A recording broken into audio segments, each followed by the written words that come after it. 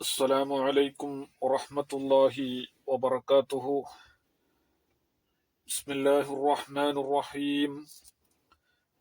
الحمد لله رب العالمين.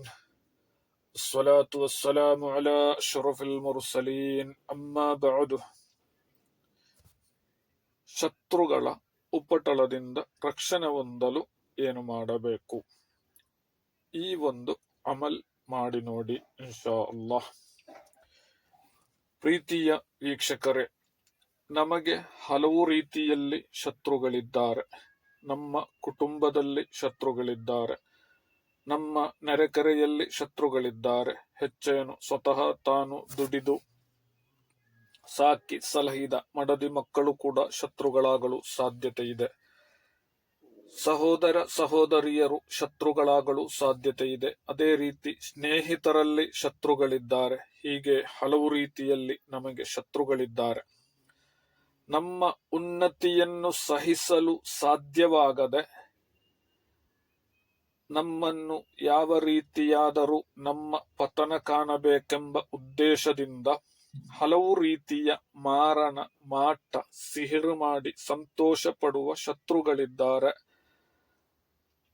ಸ್ವತಃ ಹೆಂಡತಿಯ ಅಕ್ಕನ ಗಂಡ ಉನ್ನತಿಯಲ್ಲಿದ್ದರೆ ಅಥವಾ ತಂಗಿಯ ಗಂಡ ಉನ್ನತಿಯಲ್ಲಿದ್ದರೆ ಯಾವ ರೀತಿ ಇವನನ್ನು ನಾಶ ಮಾಡುವುದು ಎಂಬ ಚಿಂತೆಯಲ್ಲಿ ಇರುವ ಕುಟುಂಬಸ್ಥರು. ಓ ಸಹೋದರ ಸಹೋದರಿ, ಒಬ್ಬರ ಪತನ ಕಂಡು ನಿನಗೆ ಅದರಲ್ಲಿ ಏನು ಸಿಗಲಿದೆ? ಅವನ ನಾಶದಲ್ಲಿ ನೀನು ಏನನ್ನು ಪಡೆಯುವೆ? ಒಬ್ಬ ಸಹೋದರನ ಉನ್ನತಿಯನ್ನು ಕಂಡು ಸಂತೋಷ ಪಡು, ವಿನಃ ಅವನ ಪತನ ಕಂಡು ಸಂತೋಷ ಪಡದಿರು. ಸಿಕ್ಕ ಮಾರಣ ಮಾಡುವ ಜ್ಯೋತಿಷರ ಬಳಿ ಹೋಗಿ ನಿನ್ನ ಸಹೋದರನನ್ನು ನಾಶಪಡಿಸಲು ನೀನು ಹೋಗದಿರು. ಅದರಿಂದ ನಿನಗೆ ನಷ್ಟವಲ್ಲದೆ ನಿನಗೆ ಲಾಭ ಸಿಗದು. ನಾಳೆ ಪಾರತ್ರಿಕ ಲೋಕದಲ್ಲಿ ನೀನು ಇದಕ್ಕೆ ಭಾರಿ ದೊಡ್ಡ ಭಯಾನಕ ಶಿಕ್ಷೆ ಅನುಭವಿಸಲೇಬೇಕು. ನೀನು ಒಬ್ಬ ಮುಸ್ಲಿಂ ನಾಮಧಾರಿಯಾಗಿ ಸಿಕ್ಕ ಜ್ಯೋತಿಷರ ಬಳಿ ಹೋಗಿ ನಿನ್ನ ಇಹಲೋಕ ಪರಲೋಕ ಜೀವನವನ್ನು ನಷ್ಟಪಡಿಸದಿರು. ಅದೆಷ್ಟೋ ಮುಸ್ಲಿಂ ನಾಮಧಾರಿಗಳಾದ ಸಹೋದರಿಯರು ನಮ್ಮ ಸಹೋದರ ಧರ್ಮದ ದೈವದ ಬಳಿ ಹೋಗಿ ಪೂಜೆ ಸಲ್ಲಿಸುವುದು ನಾವು ಸೋಷಿಯಲ್ ಮೀಡಿಯಾದಲ್ಲೂ ಮಾಧ್ಯಮದ ಮೂಲಕ ಕಾಣಲು ಸಾಧ್ಯವಾಗುತ್ತದೆ. ಅಲ್ಲದೆಯೂ ನಾವು ಯಾತ್ರಾ ಮಧ್ಯೆ ಕಂಡಿದ್ದೇವೆ. ಓ ಸಹೋದರಿ, ಅನ್ಯ ಧರ್ಮವನ್ನು, ಅವರ ದೇವಾಲಯಗಳನ್ನು ಮುಸ್ಲಿಮರಾದ ನಾವು ಗೌರವಿಸಬೇಕು. ಅದು ಒಬ್ಬ ಮುಸ್ಲಿಮನ ಕರ್ತವ್ಯ ಕೂಡ.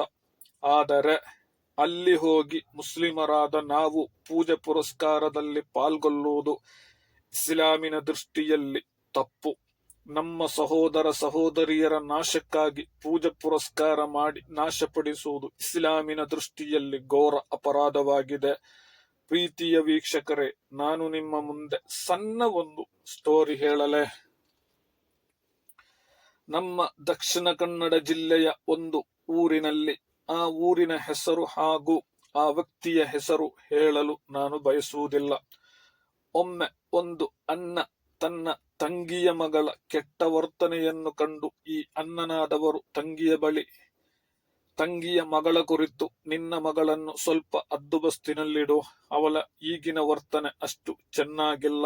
ಅವಳು ಸಂಚರಿಸುವ ದಾರಿ ಸರಿಯಾದ ದಾರಿಯಲ್ಲ ಎಂದು ಆ ಅಣ್ಣನಾದವರು ಆ ತಂಗಿಯೊಂದಿಗೆ ಹೇಳಿದರು. ಆದರೆ ಆ ತಂಗಿಯಾದವಳು ಅವರ ಮಾತಿಗೆ 3 ಕಾಸಿನ ಬೆಲೆ ಕೊಡದೆ ತನ್ನ ಮಗಳನ್ನು ಹಾಗೆ ಹಗ್ಗ ಬಿಚ್ಚಿ ಬಿಟ್ಟರು. ಇದನ್ನು ಕಂಡು ಸಹಿಸಲಾಗದ ಆ ಹುಡುಗಿಯ ತಾಯಿಯ ಅಣ್ಣ ತನ್ನ ತಂಗಿಯ ಮಗಳನ್ನು ಹಿಡಿದು 2 ಬಾರಿಸಿಯೇ ಬಿಟ್ಟರು. ಇದರಿಂದ ಕುಪಿತಗೊಂಡ ತಂಗಿ ಏನು ಮಾಡಿದರು ಗೊತ್ತಾ? ಜಿಲ್ಲೆಯ ಪ್ರತಿಷ್ಠಿತ ದೇವಾಲಯಕ್ಕೆ ಹೋಗಿ ಕೋಲಿ ತಲೆಯ ಕೊಯ್ದು ಅವರ ನಾಶಕ್ಕೆ ಕಾರಣವಾದಳು.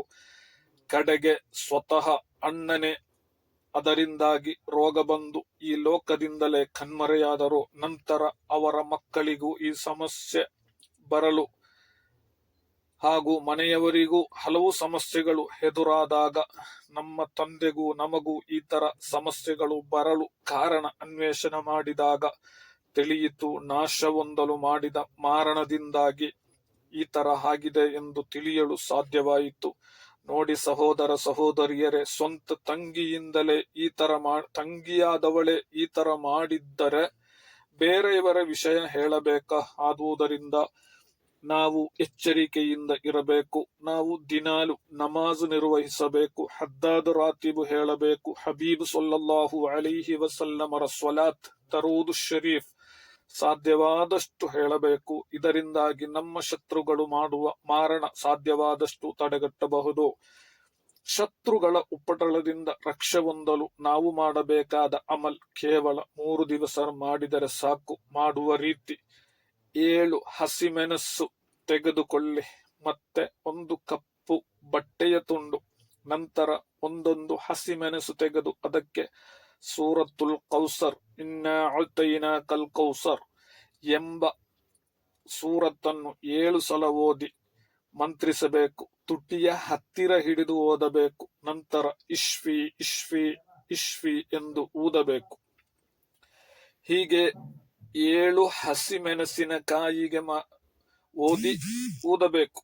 ನಂತರ 7 ಹಸಿಮೆಣಸಿನಕಾಯಿಯನ್ನು ತೆಗೆದಿಟ್ಟಂತಹ ಕಪ್ಪು ಬಟ್ಟೆಯಲ್ಲಿ ಸುತ್ತಿ ದಫನ ಮಾಡಬೇಕು.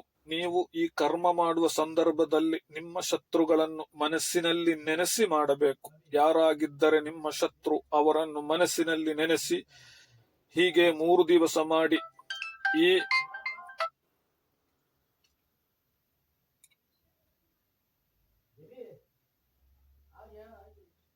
ಹೀಗೆ 3 ದಿವಸ ಮಾಡಿ. ಈ 3 ದಿವಸವೂ ಬೇರೆ ಬೇರೆ ಮೆಣಸಿನಕಾಯಿ ಹಾಗೂ ಬಟ್ಟೆಯಿಂದಲೇ ಮಾಡಬೇಕು. ಅಂದಂದು ಮಾಡಿ ಅಂದಂದು ದಫನ ಮಾಡಬೇಕು. ಹೆಂಡತಿ ತನ್ನ ಅನೈತಿಕ ಸಂಬಂಧಕ್ಕಾಗಿ ಸಿಹಿರು ಮಾಡುವುದು ನಮ್ಮ ಕಣ್ಣ ಮುಂದೆ ಕಾಣಲು ಸಾಧ್ಯ. ಅದೇ ರೀತಿ ಗಂಡ ಕೂಡ ಅದೇ ರೀತಿ ಮಾಡುವುದು ಕಾಣಲು ಸಾಧ್ಯ. ನಾವು ಏನೇ ತಪ್ಪು ಮಾಡುವಾಗಲೂ ಮರಣದ ಕುರಿತು ನೆನಪಿರಲಿ. ಅಲ್ಲಾಹು ಜಲ್ಲ ಜಲಾಲುಹು ಎಲ್ಲಾ ತರದ ಶತ್ರುಗಳ ವಿಪತ್ತಿನಿಂದ ಕಾಪಾಡಲಿ. ಆಮೀನ್. ಅಸ್ಸಲಾಮು ಅಲೈಕುಂ ವರಹಮತುಲ್ಲಾಹಿ ವಬರಕಾತುಹು.